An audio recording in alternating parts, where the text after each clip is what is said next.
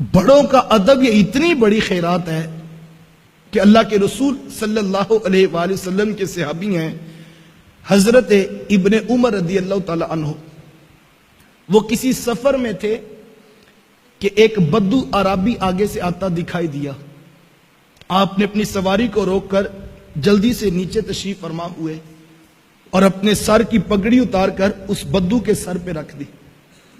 ادب کے ساتھ اس کی باتیں سنی اور جب وہ بدو جانے لگا تو اپنے اونٹ کی نکیل بھی اس کو پکڑا دی اور سواری بھی اس کو پیش کر دی. جب وہ بدو چلا گیا تو آپ کے غلام نے پوچھا کہ حضرت آپ امیر المومنین کے بیٹے ہیں, اتنے بڑے باپ کے آپ بیٹے ہیں, اور یہ عام سادہ سا دیہاتی شخص تھا اور آپ نے اس کو اتنی عزت دی, اپنے سر کی پگڑی اتار کے اس کے سر پہ رکھ دی اور اپنی سواری بھی اس کو دے دی اور پھر آپ اس کے پاس ادب کے ساتھ بیٹھے بھی رہے, تو اس کی خاص وجہ کیا تھی؟ آپ تو خود ایک بڑے باپ کے بیٹے ہیں.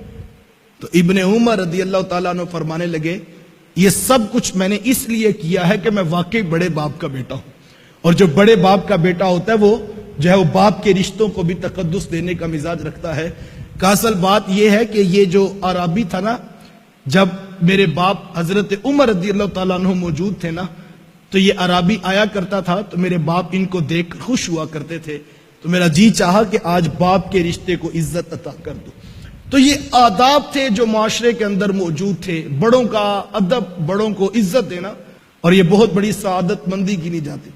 ہمیں اپنی اولادوں کو یہ سکھانا ہوگا کہ بیٹا جب بڑے بات کر رہے ہوں تو چھوٹوں کو خاموشی اختیار کرنا ہوگا. لیکن ہماری حالت کیا ہے؟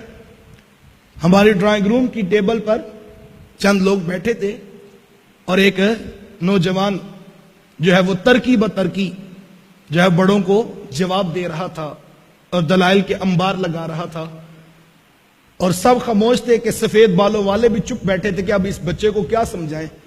تو ہم نے مسکرا کے کہا کہ جناب اصل میں بات یہ ہے کہ ہمارا بیٹا نا وہ اسلام آباد کی یونیورسٹی میں پڑھتا ہے اور اس کا کانفیڈنس لیول بہت بڑا ہے, یہ نہیں کسی کی بات برداشت کرتا, یہ اگلے کے منہ پہ سچی بات سنا دیتا ہے. ہم اس کو کانفیڈنس کہہ رہے ہوتے ہیں اور ہم اس کو جو ہے جدید تعلیم کا رنگ کہہ رہے ہوتے ہیں, ہمارا بچہ بڑا پڑھا لکھا ہے. یہ کیا خاک پڑا ہے جناب جس کو بڑوں سے بات کرنے کا طریقہ بھی نہیں آتا. اللہ اکبر, ہمیں اس بات پر سوچنا ہوگا صحابہ کا انداز کیا تھا. اور میں تمہیں ایک ادب کی اور داستان سنا دیتا ہوں. صحابی کا نام ہے حضرت عبداللہ بن عمر رضی اللہ تعالیٰ عنہ. وہ فرماتے مجلس رسول لگی تھی اور اللہ کے رسول صلی اللہ علیہ وآلہ وسلم تشریف فرما تھے. صحابہ بیٹھے تھے کہ حضور نے ایک سوال صحابہ سے پوچھا اور حضور فرمایا کہ صحابہ یہ بتاؤ کہ وہ کون سا درخت ہے جس کی مثال مومن کی سی ہے.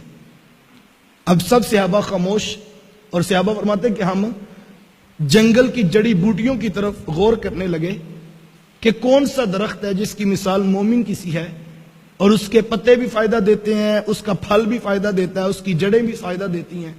فرماتے ہم سوچنے لگے کہ وہ کون سا درخت ہے جس کی مثال مومن کی سی ہے اور جو نفع بخش ہوتا ہے. فرماتے تھوڑی دیر جب گزری اور کسی کو جواب نہ آیا تو حضور علیہ السلام نے وقفہ سکوت توڑتے ہوئے خود ارشاد فرمایا کہ صحابہ وہ تو کھجور کا درخت ہے. اب مجلس برخاست ہو گئی, صحابہ اٹھ کر گھروں کو جانے لگے. جب گھر پہنچے تو حضرت عمر رضی اللہ تعالیٰ عنہ کے بیٹے اپنے والد ماجد سے عرض کرتے ہیں کہ ابا جی آج حضور نے سوال کیا تھا نا, اور حضور نے پہلی پوچھی تھی کہ وہ کون سا درخت ہے جس کی مومن کی سی مثال ہے. حضرت عمر رضی اللہ تعالیٰ عنہ فرمایا کہ ہاں بیٹا حضور نے یہ بات پوچھی تھی. تو کہا کہ پھر جواب اس وقت تو کسی کے ذہن میں نہیں آیا. تو ابن عمر رضی اللہ تعالیٰ عنہ عرض کرتے ہیں اللہ کی قسم ابا جی مجھے جواب آتا تھا. تو کہا بیٹا آپ نے بتایا کیوں نہیں؟ اگر آپ بتاتے تو مجھے بھی خوشی ہوتی کہ عمر کے بیٹے کو جواب آتا تھا. تو ابن عمر نے کتنا خوبصورت جواب دیا. کہا ابا جی میں نے صرف اس لیے جواب نہیں دیا کہ جب ابو بکر و عمر جیسی شخصیات چپ بیٹھی ہیں تو پھر میں جواب کیوں دوں.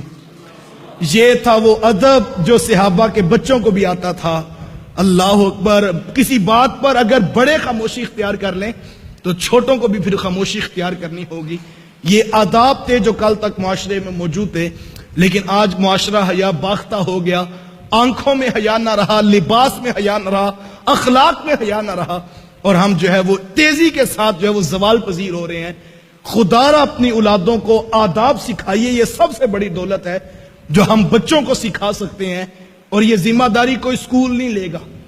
اسکول آپ کے بچے کو رٹا توتا بنائے گا، اسکول آپ کے بچے کو جو ہے وہ ایک کاغذ ڈگری کا دے گا، اسکول آپ کے بچے کو 30 سے 40 ہزار کی نوکری تو دلوا سکتا ہے جناب، لیکن اخلاق آپ نے خود اپنے بچوں کو، اپنی اولادوں کو سکھانے ہیں۔ اور اس کا بہترین طریقہ کیا ہے، کس طرح اولادوں کو یہ اخلاق سکھائے جا سکتے ہیں؟ جب آپ اپنے گھروں میں وقت دیں گے، اپنی اولادوں کے ساتھ وقت گزاریں گے، تو آپ کی اولادوں کو خود بخود اخلاق سیکھنے کا موقع نصیب ہوگا۔